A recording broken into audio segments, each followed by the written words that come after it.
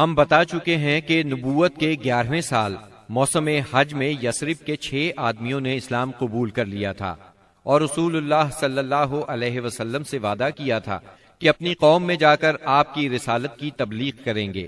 اس کا نتیجہ یہ ہوا کہ اگلے سال جب موسم حج آیا یعنی ذی الحج 12 نبوی بمطابق جولائی 621 عیسوی تو 12 آدمی حاضر ہوئے۔ ان میں 10 خزرج سے اور 2 اوس سے تھے۔ خزرج کے 10 میں سے جابر بن عبداللہ بن رعاب کو چھوڑ کر باقی 5 تو وہی تھے جو پچھلے سال آ چکے تھے، جبکہ نئے 5 یہ تھے: معاذ بن حارث یعنی معاذ بن افرا، زکوان بن عبد القیس، عبادہ بن سامت، یزید بن ثعلبہ، عباس بن عبادہ بن نزلہ، اور اوس کے 2 آدمی ابو الحسم بن التیہان اور اویم بن سائدہ تھے۔ یہ لوگ مینا کی گھاٹی میں رسول اللہ صلی اللہ علیہ وسلم کے ساتھ جمع ہوئے۔ عقبہ کی اس بیعت کی تفصیل صحیح بخاری میں سیدنا عبادہ بن سامت رضی اللہ عنہ سے مروی ہے۔ وہ بیان کرتے ہیں کہ رسول اللہ صلی اللہ علیہ وسلم نے فرمایا، آؤ مجھ سے اس بات پر بیعت کرو کہ اللہ کے ساتھ کسی چیز کو شریک نہیں کرو گے، چوری نہیں کرو گے، زنا نہیں کرو گے، اپنی اولاد کو قتل نہیں کرو گے، اپنے ہاتھ پاؤں کے درمیان سے گھڑ کر کوئی بہتان نہیں لاؤ گے، اور کسی بھلی بات میں میری نافرمانی نہیں کرو گے۔ جو شخص یہ ساری باتیں پوری کرے گا تو اس کا اجر اللہ کے پاس ہے، اور جو شخص ان میں سے کسی چیز کا ارتکاب کر بیٹھا پھر اسے دنیا ہی میں اس کی سزا دی گئی تو یہ اس کے لیے کفارہ ہوگی، اور جو شخص ان میں سے کسی چیز کا ارتکاب کر بیٹھا پھر اللہ نے اس پر پردہ ڈال دیا تو اس کا معاملہ اللہ کے حوالے ہے، وہ چاہے تو سزا دے چاہے تو معاف کر دے۔ سیدنا عبادہ فرماتے ہیں کہ ہم نے اس پر آپ سے بیعت کی۔ بیعت پوری ہو گئی اور حج ختم ہو گیا تو نبی کریم صلی اللہ علیہ وسلم نے ان کے ساتھ مصعب بن عمیر رضی اللہ عنہ کو روانہ فرمایا تاکہ وہ لوگوں کو قرآن پڑھائیں اور دین سکھائیں۔ سیدنا مصعب بن عمیر رضی اللہ عنہ نے ابو امامہ اسعد بن زرارہ رضی اللہ عنہ کے گھر قیام فرمایا، پھر دونوں اسلام کی تبلیغ کے لیے سرگرم ہو گئے۔ اس کے بعد اگلے سال موسم حج سے پہلے مصعب بن عمیر رضی اللہ عنہ بہت سی کامیابیوں کی بشارتیں لیے مکہ معظمہ واپس آ گئے۔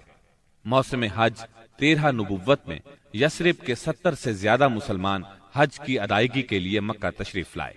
یہ اپنی قوم کے مشرک حاجیوں میں شامل ہو کر آئے تھے۔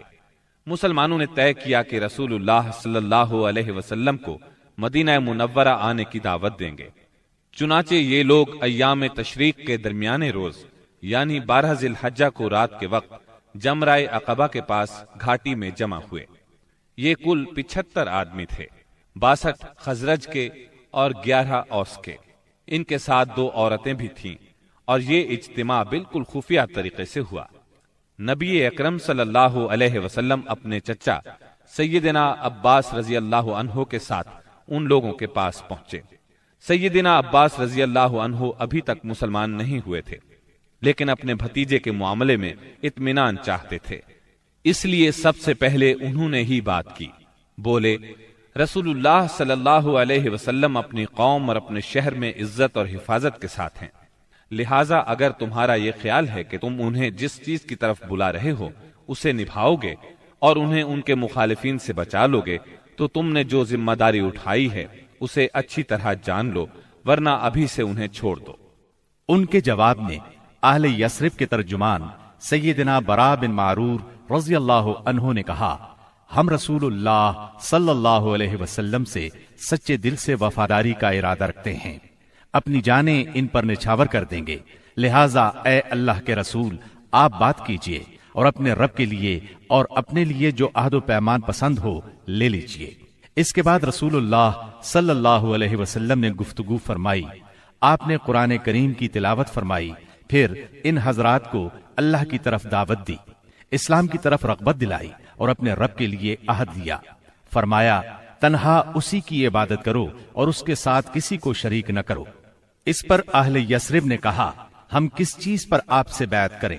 نبی کریم صلی اللہ علیہ وسلم نے فرمایا، چستی اور سستی ہر حالت میں بات سنو گے اور مانو گے، تنگی اور خوشحالی ہر حال میں مال خرچ کرو گے، بھلائی کا حکم دو گے اور برائی سے روکو گے، اللہ کے راستے میں اٹھ کھڑے ہوگے اور اس سلسلے میں کسی ملامت کرنے والے کی ملامت کی پرواہ نہیں کرو گے، اور جب میں تمہارے پاس آ جاؤں تو میری مدد کرو گے، اور جس چیز سے اپنی جان اور اپنے بال بچوں کی حفاظت کرتے ہو اسی سے میری حفاظت کرو گے، اور تمہارے لیے جنت ہے۔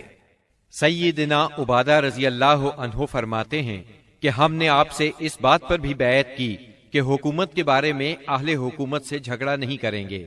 اس پر سیدنا برا بن معرور رضی اللہ عنہ نے آپ کا ہاتھ پکڑا اور عرض کیا، ہاں اس ذات کی قسم جس نے آپ کو حق کے ساتھ بھیجا ہے، ہم یقیناً اس چیز سے آپ کی حفاظت کریں گے جس سے اپنے بال بچوں کی حفاظت کرتے ہیں، لہذا آپ ہم سے بیعت لیجئے۔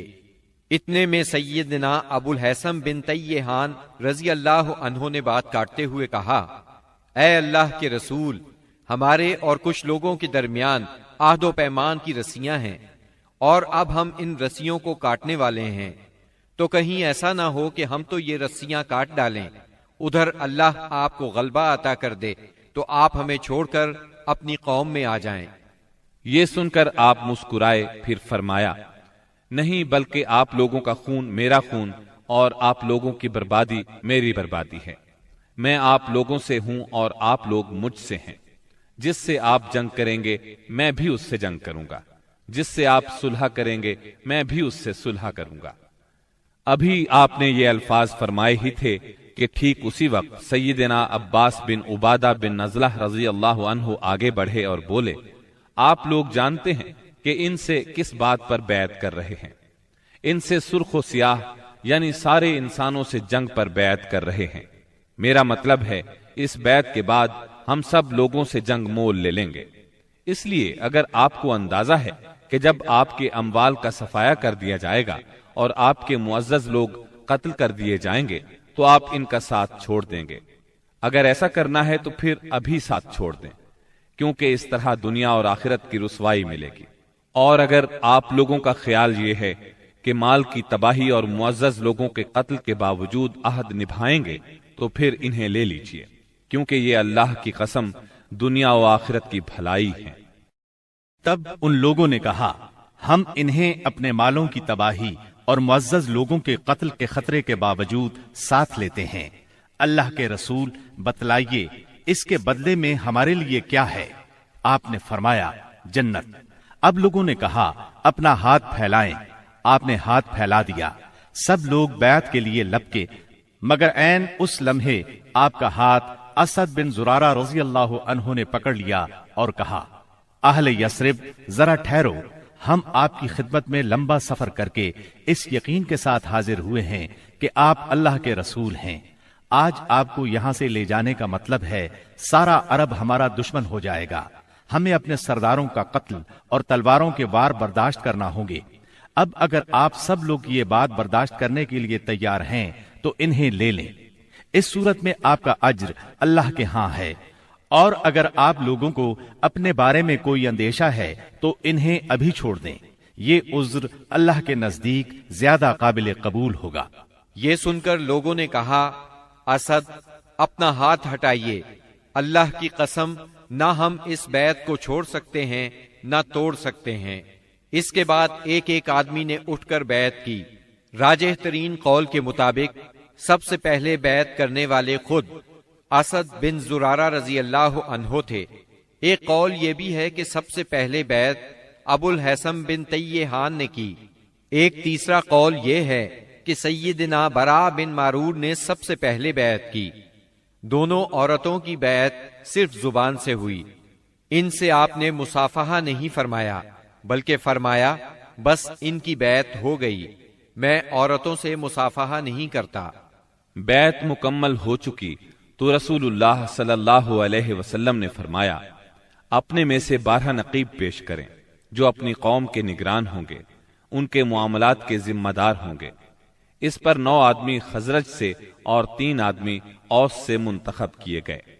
جب ان کا انتخاب ہو چکا تو رسول اللہ صلی اللہ علیہ وسلم نے فرمایا، آپ لوگ اپنی قوم کے تمام معاملات کے ذمہ دار ہیں، جس طرح عیسیٰ علیہ السلام کے حواری ان کی طرف سے کفیل ہوئے تھے، اور میں اپنی قوم یعنی مسلمانوں کا کفیل ہوں۔